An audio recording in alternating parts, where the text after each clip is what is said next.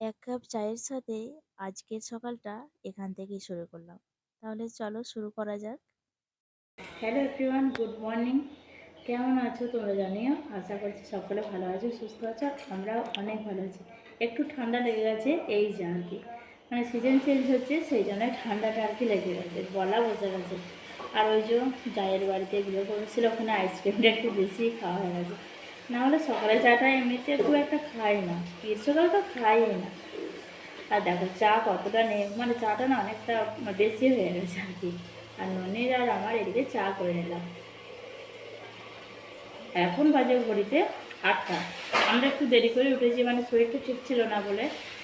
আর তোমার দাদা ও দোকানে চলে গেছে, কাকিমাও চলে এসেছে, কাকিমার চা খাওয়া হয়ে গেছে। তো ননি আর আমি এখন চা খেতে বসে। এইদিকে দেখো ননি বলছে, মা আমার চাটা নিয়ে নাও। সেই জন্যই আমি দেখাচ্ছিলাম আমার চাটাই অনেক বেশি, আবার তোরটা আমি কি নেবো। তারপরে চাটা খেয়ে আর কি চলে এলাম বিছানাটা গোছাতে। কি বলো তো, বিছানাটা না গোছালে না মনে হয় কোনো কাজ সকাল থেকে শুরুই করতে পারিনি। মানে এরকমটা মনে হয় আর কি। আর ননি আজকে বাড়িতেই আছে। আজকের দিনটা ছিল কিন্তু রবিবার।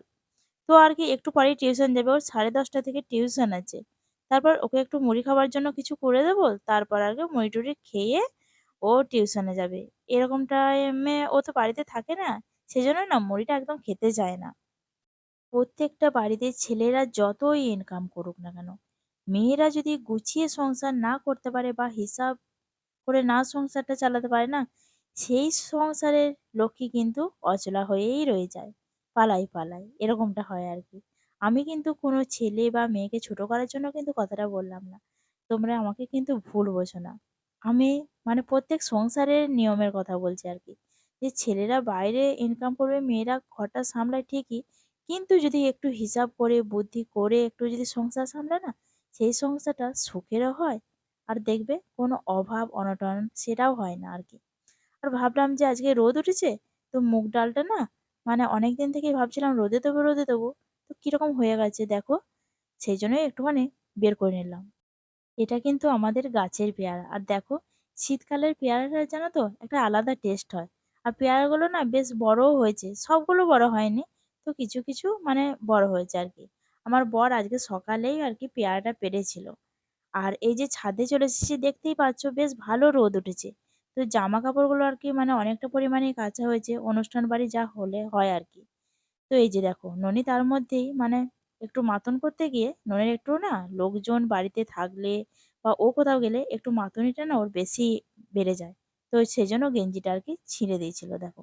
আর প্রত্যেকটা জামা আমি কি করি বলতো, একটু গুছিয়ে নিই, তারপরে আমার কোনটা কোন জায়গায় মিললে সুবিধা হয় সেরকম অনুযায়ী আর কি তারপরে মিলি। তো এটা না আমার মানে শাশুড়ি মায়ের খুব পছন্দ, যে আমি গুছিয়ে সবকিছু কাজ করি বলে। ছাদের থেকে নিচে এসেই আর এক মুহূর্ত কিন্তু দেরি করিনি, তারপর স্নানটা করেই ফেললাম। স্নানটা করে চুলটা ছাড়িয়ে আর কি সিঁদুর একটুখানি ঠেকিয়ে তারপর সোজা যাবো রান্নাঘরে। রান্নাঘরে কিছু কিছু কাজ গোছানো আছে, কেননা আমি সকালেই আর কি মানে ঘুম থেকে উঠেই না ওই বাসি জামা কাপড়টা আমি ছেড়ে দিই, মানে যখনই হোক শীত গ্রীষ্ম বর্ষা যে টাইমে হোক। আর এদিকে দেখো রান্না করছি আজকে মানে মাংস। মাংস করার কিন্তু কোনো ইচ্ছা ছিল না, কিন্তু না মাংসটা ফ্রিজে রয়ে গেছিল। আর বিশেষ কিছু রান্না করিনি, একটুখানি মাংসটা একদম পাতলা করে ঝোল, একটু আলু ভাজে, আর একটুখানি আর কি কেন্দুরি ভাজা। এটা আবার আমার ননির আর আমার কিন্তু ভীষণ প্রিয় খাবার। আজকে খেতে একটু কিন্তু দুপুরে দেরি হয়ে গেছিল, কেননা আমার বর ছিল না বাড়িতে। ও এলো তারপরে আর কি খাওয়া দাওয়া করলাম।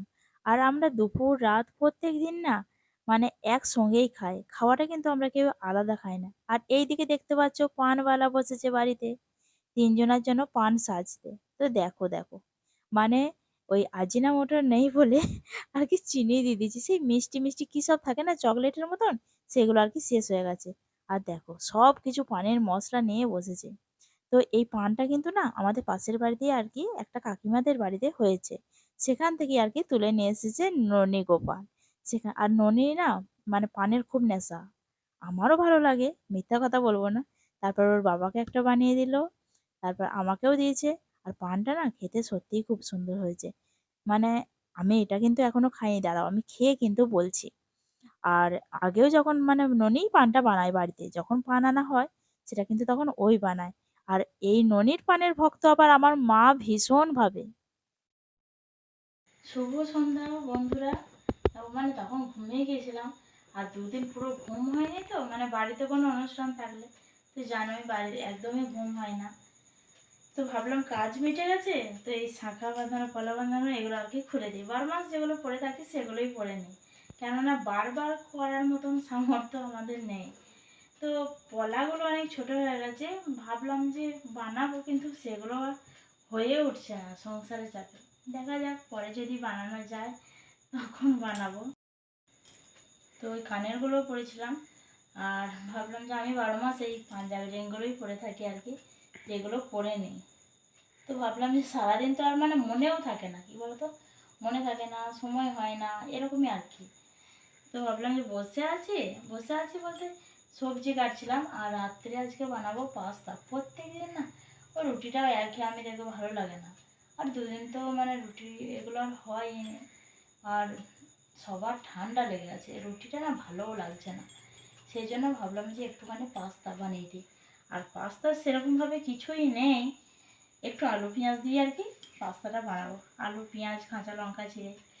এবারে এটা কি হয়েছে রে, দেখতে পাচ্ছ এটা কীরকম হয়ে গেছে একদম, মানে আর দুদিন পরে থাকলেই না এটা হয়তো ভেঙে বেরিয়ে যেত। তো সেই জন্যই ভয়ে ভয়ে আর কি খুলে দিলাম বাবা, যে না অনেক কষ্টের জিনিস এগুলো করা হয়েছিল, অনেক কষ্টের জিনিস। এই শাঁখা বাঁধানোটা এটা দিয়েছিল 1 বছর বিবাহ বার্ষিকীতে, মানে আগের আর একটা দিয়েছিল, সেটা দিয়েছিল প্রথম বছর বিবাহ বার্ষিকী। সেইটা ভেঙে যাওয়ার পরে শাঁখাটা ভেঙে একটু গিয়েছিল, আর আর কি তারপর আবার এইটা বানানো হয়েছে। একটু কাছে নিয়ে এই তারপর আর কি এইটা বানানো হয়েছে। আর এই পলাটা সেই আমার বিয়ের পলায়, মানে এটা না একদম দেখো, দেখতে হচ্ছে কতটা ছোট হয়ে গেছে। এটাকে সাবান দিয়ে ছাড়া না একদমই খোলা যায় না, খুব অসুবিধা হয় খুলতে। তো অনেক যত্নের অনেক শখের জিনিস, সেই জন্যই ভাবলাম যে মানে পড়ে থাকার কোনো মানে নেই, যেখানকার জিনিস সেখানে খুলে বাবা রেখে দিই। পাস্তাটা বানাতে একটু দেরি হয়ে গেল, এসেছিল বাড়িতে আমার ভাগ্নিরা আর কি। তারপর ওদেরকে একটুখানি ম্যাগি করে দিয়েছিলাম, আর মামা, ওদের মামা আর কি, আমার বর, ওদের জন্য আর কি একটুখানি ব্রেড চপ, ডিমের চপ এসব এনে দিয়েছিল। তো বললাম রাত্রে খাওয়া দাওয়া করে যাবি, আমি তো পাস্তা বানাবো। তাহলে না না, আর কিছু খাবোই না। সেই জন্য আমার আর কি বানাতে দেখো একটুখানি দেরি হয়ে গেল, আর এই যে পুরো বানানো রেডিও হয়ে গেছে আমার। এখানে দেখো ওদের জন্য সস স্যালাড সব কেটেছি, মানে শসা পেঁয়াজ আর কি কুচিয়ে। তো সেটাই আর কি পুরো রেডি করে দিতে হবে। ও খেতে দিয়ে দিয়েছিস, এসো, পুরো রেডি করে দিয়েছি ওদের। আর এটা কাঁচা লঙ্কা কুচি একটু বেশি ঝাল হয়েছে, তো ওরা আরও ঝাল চায়। আরে অমনি এটা আমার বরের, আমারটা এখনও রেডি করিনি। তো চলো আজকের ভিডিওটা এখানেই শেষ করলাম, সবার খাওয়া দাওয়া কমপ্লিট, সব গুছিয়ে বাগিয়ে রাখা হলো। আর পাস্তা অনেকটা পরিমাণে বেঁচে গেছে, ওটাই কালকে ননিকে টিফিন দিয়ে দেবো, মানে ভাবছি, জানি না আবার ও নেবে না নেবে না। যদি ভালো লেগে থাকে তাহলে একটা লাইক দিও, আর যদি আরেকটু ভালোবেসে থাকো তবে পাশে থেকে চ্যানেলটা সাবস্ক্রাইব করে দিও। আর ও আর কি সব মানে গেটের চাবি তালা এসব আর কি দিচ্ছে। তো চলো আজকের ভিডিওটা এখানেই শেষ করলাম, সকলকে শুভরাত্রি। আবার দেখা হচ্ছে তোমাদের সাথে নতুন কোনো ভিডিও নিয়ে, ততক্ষণ তোমরা সুস্থ থেকো, ভালো থেকো।